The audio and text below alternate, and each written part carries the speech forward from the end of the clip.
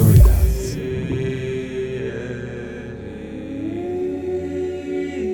In the beginning was a primordial ocean, the primordial sea from which all life was fashioned. And this sea was female. The second being was a woman. She was an odd one. She listened intently to the wind, the lungs of this world, and she lived in between. To be alive is to break, to say yes, this too. Perhaps we love because of death and not despite it.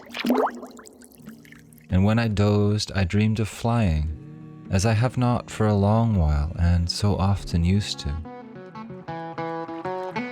Welcome to the Storypaths podcast. I'm Theodore Lowry, and this is a podcast about the links between story and culture. And today you're in for a treat. We're going to have a storytelling festival. So, new schedule. This podcast is going to be released every second Wednesday, and every other episode will be a storytelling festival, and every other episode will be a very wonderful interview. Now, I'm just coming fresh from a class called Speak Your Spark with Leah Lamb from the School for Sacred Storytelling. And most of the stories from today are coming from that class. The theme of these stories is the beauty of descent and of dark fertility. Our first story is from Eva Marie Pabenaba. And she is a quite mystical and contemplative lady. She is a birth doula and also a death doula. She's a storyteller, and she lives where the mountains meet the vast grasslands in the north of this Turtle Island. The vast horizon holds attention for those with patience to sit and listen. All realms collide with life between them.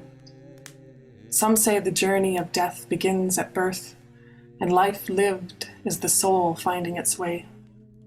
This is the story of three beings who hold this world for one another, entering and exiting through the same door.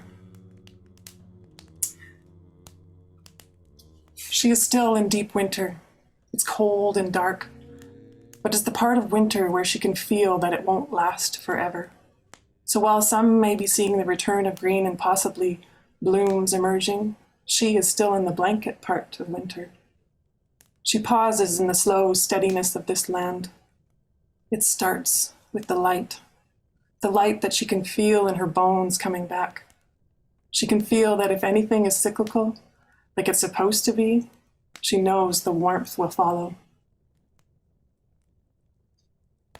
There was a mushroom troop tucked in the woods and the wood meadows that would help her. She was the first of these beings, and they knew her well. Her name was Quietus. They knew which cracks and crevices were most nourishing, decomposing fear as they went. She had this way of making people feel a lot of things all at once, often overwhelming them. When she was around, she would feel some relief. She would hear a lot of tears and feel a lot of grief, and this would go on for quite some time. It was like waves crashing and washing, ebbing and flowing. She was gentle, or at least she tried to be. Sometimes it didn't work out that way. The second being was a woman. She was an odd one. She listened intently to the wind, the lungs of this world, and she lived in between. Her name was Sentient. She lived in between birth and death and birth, and she felt into possibility. She dreamed often. She wasn't fond of systems, but deeply stuck in one. And the third being was Nascent. She could fill a room with laughter and hope just by showing up. She was really good at making friends. She would swoop in after all the hard work, after all the squeezing and the fire and the first breath. People would snuggle in close and breathe in her newness.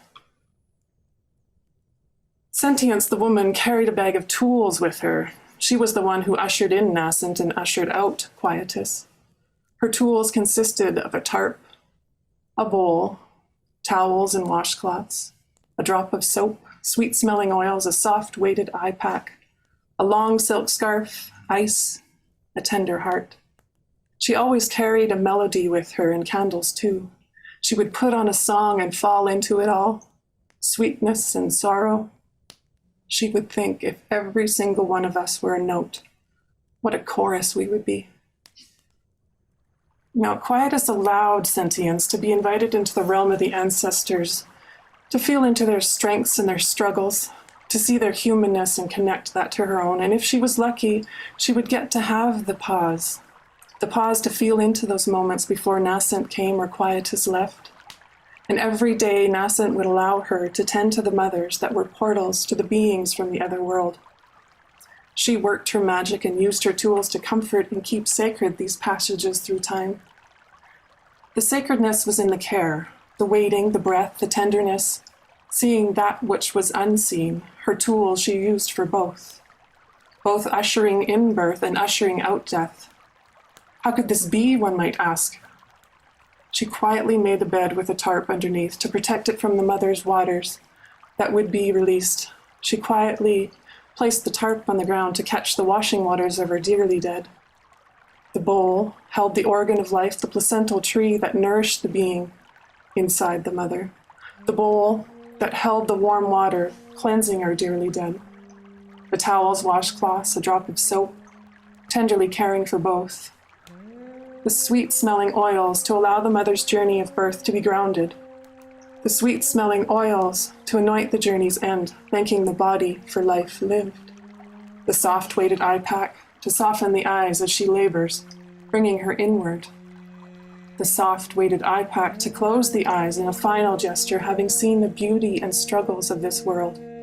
The long silk scarf to be wrapped tenderly around the hips, opening the portal, allowing the birth to follow. The long silk scarf, sweetly wrapped, closing the mouth, allowing the breath to finally rest.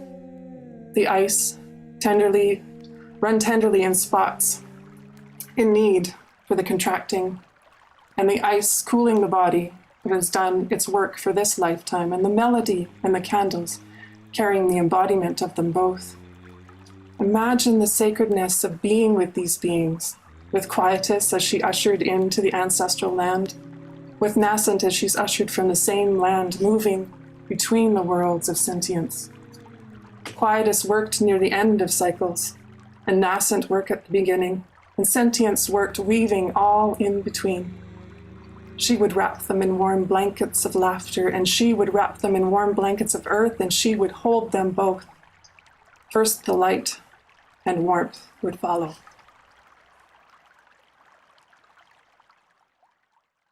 Now, this next part of the journey is from me, and it comes in two parts. A little bit about this, what you're going to hear. Life moves in spirals.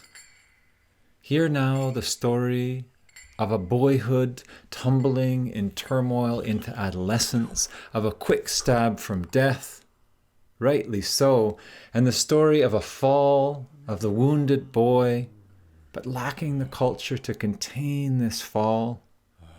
And so the boy averted this fall and sought it overseas, only to years later return home to fall again into the underworld, but this time trailing ripped ribbons of insight, and perhaps able to glimpse grace nearby more clearly.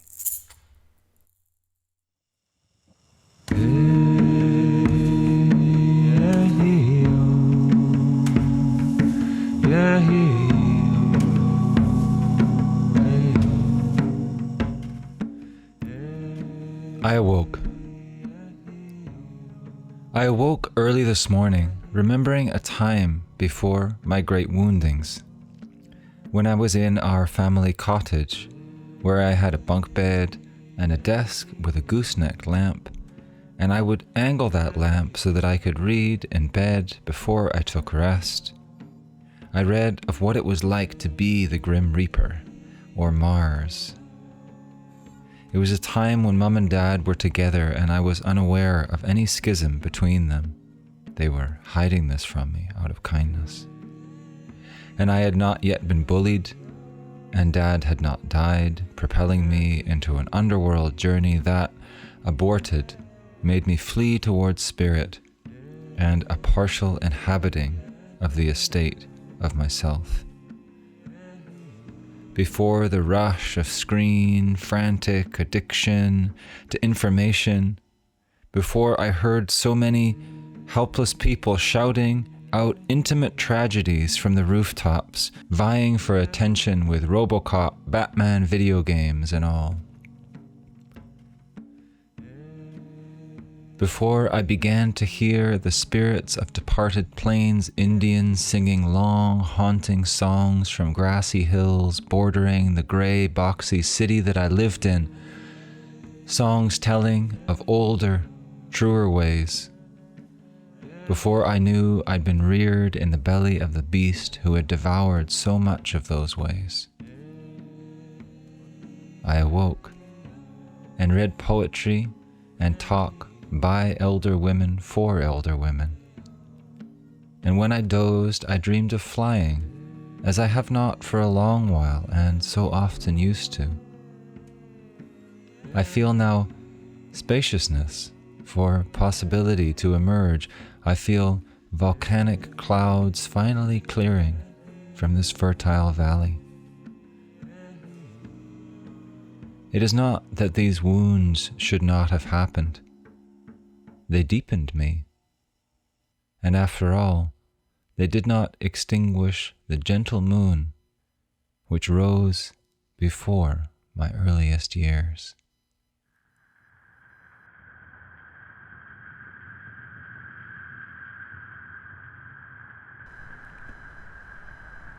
The road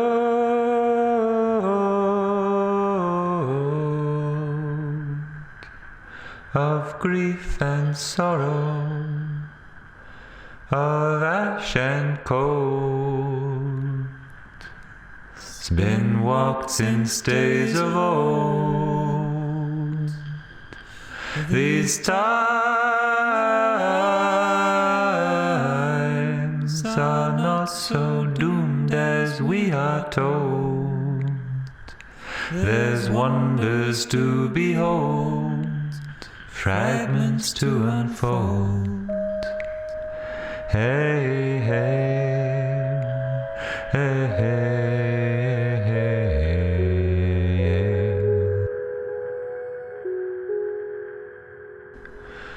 hey, hey.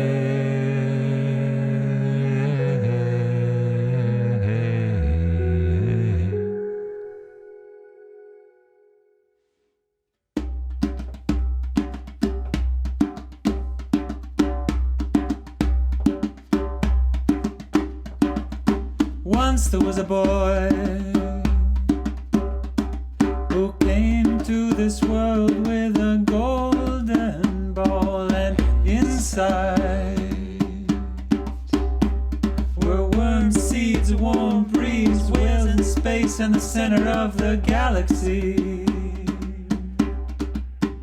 And he would swim within, enter worlds within seaweed. Oh, this boy with a ball containing galaxies. But comments passed and growth came fast for boys and girls, times more broken than their parents could admit. So many pieces missing that the remainder wouldn't fit. Our boy wasn't so sure no more. Our boy wasn't so sure no more.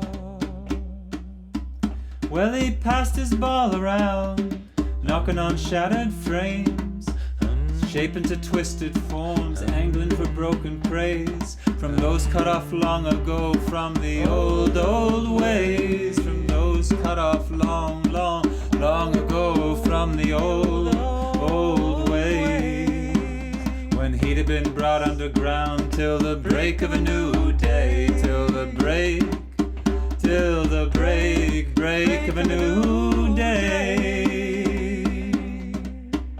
Hey, hey,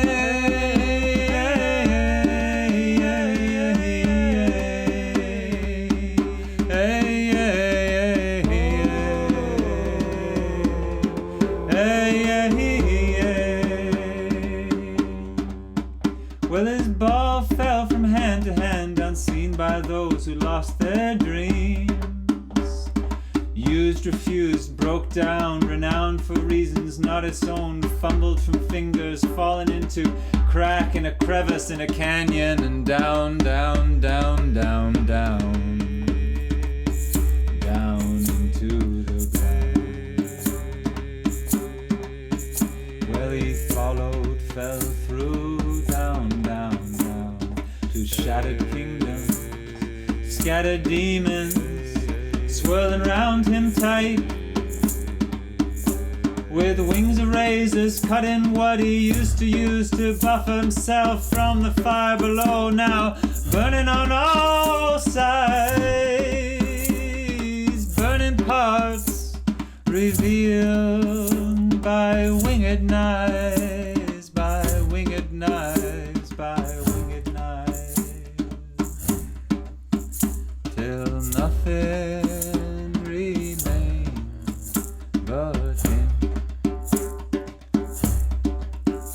till nothing remained but him,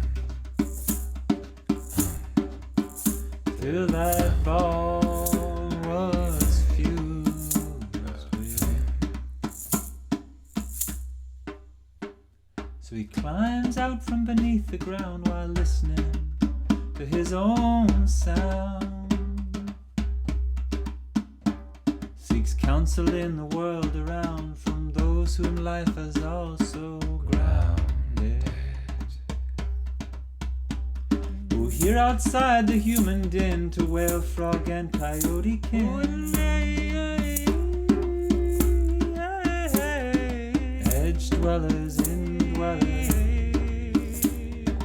edge dwellers, indwellers, edge dwellers, indwellers,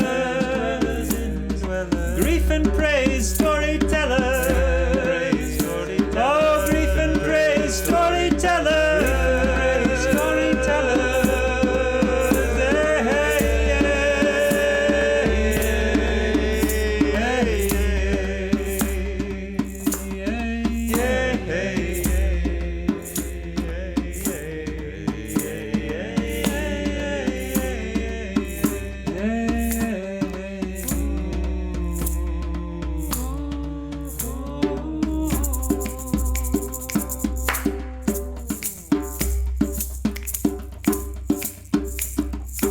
Once there was a boy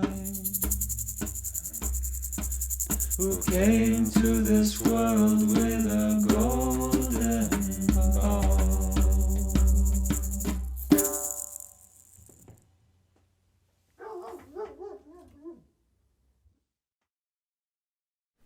Next is a poem from the wonderful poet and artist Jessie White called Hallelujah to the Unsung. This is a poem of honoring the dark, the wildly sane, of seeking sanctuary in the womb of a dark, fertile goddess situated in a starry, spiraling arm of our galaxy.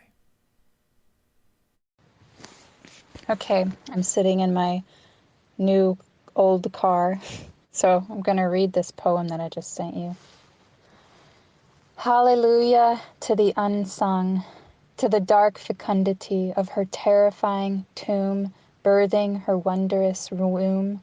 Hallelujah to the hunger to sink my soul into the deepest depth of earth. Hallelujah to the weary wounds, welcome home. Aren't you tired too by now? And aren't we all collapsing anyhow? To smile through this insanity is a sword to our soft underbelly. Let us walk the ley lines until we can hear their songs again. Oh, holy human, if we only knew the love of our hidden brokenness. Let me love your broken bits back to belonging, standing stark naked in your exile. To be alive is to break, to say yes, this too. Perhaps we love because of death and not despite it. Hallelujah to the hymn of our hollowed heart. The holy is always here. Now moving from fertile soil to fertile sea, here comes a story spoken through Kathleen Prophet. Coming and bringing you all with me to the ground of existence, the earth. In the beginning was a primordial ocean, the primordial sea from which all life was fashioned. And this sea was female, a self-generating, self-perpetuating, self-creating parthenogenic sea. Until the great urge of that Evo Mama said, it is time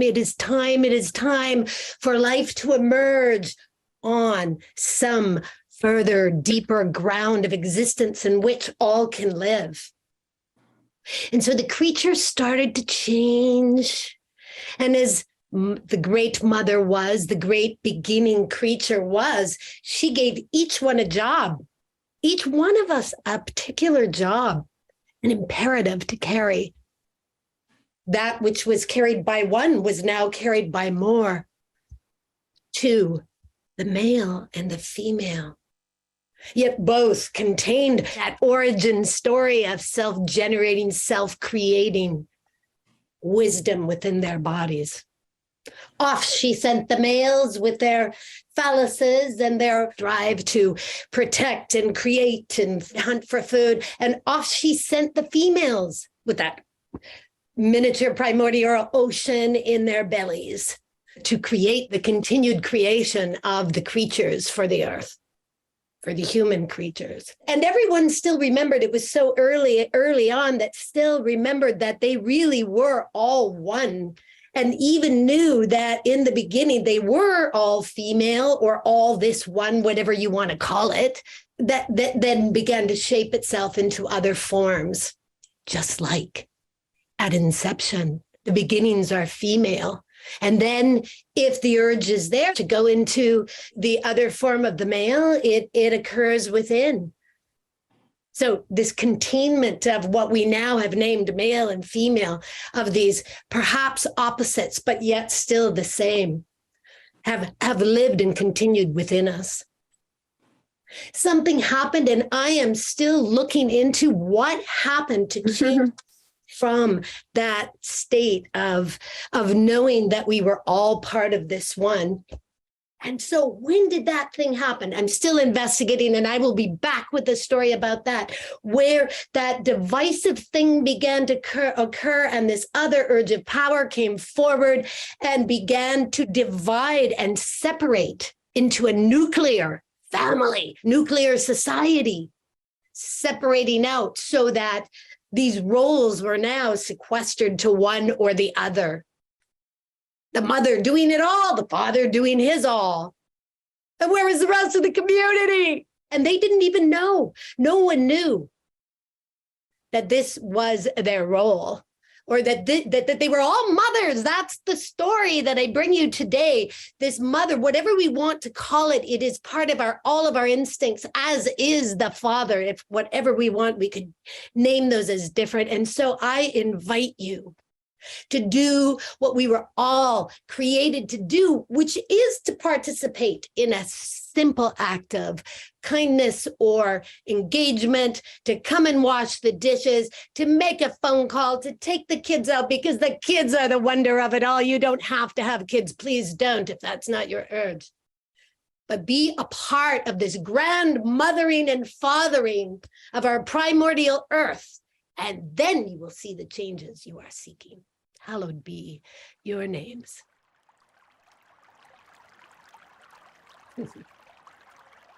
Thank you for listening. And if this is something you appreciated, please subscribe, leave a review, share it around. It really does help a lot to get this out there. And also, I invite you to send in your stories and poems for our monthly storytelling festival here on the podcast. I can't promise that they'll be chosen according to the different themes we're working with and what fits together, but I would love it if you send them in, and I will happily consider them. I'll mention that I have a creative writing, story generating class on Skillshare that's come out recently. And this is a class about finding ideas, combining, recombining them, keeping the essence while changing the form. I certainly had fun making it, and I've gotten some good feedback that people have had fun and found this quite helpful as well. There's a link below to give you a free month of Skillshare, including my own course. So you can click on that and go through and brainstorm some great ideas. Join us next time for an interview with Elias Gold. He's a young Navajo or Dene man. He runs a YouTube channel called Native Media Theory, and he is bringing us through the representation of Native people in literature and cinema going throughout time, and how that's developed, how the different stereotypes and such speak to us about our relations between settler folks and Native folks, Native people's portrayal of themselves and their understanding of themselves through the cinema, and coming through into the present day where there's more and more direct Native involvement in authorial and directorial roles in cinema in particular. So very interesting conversation. Hope you'll join us for that. Till next time.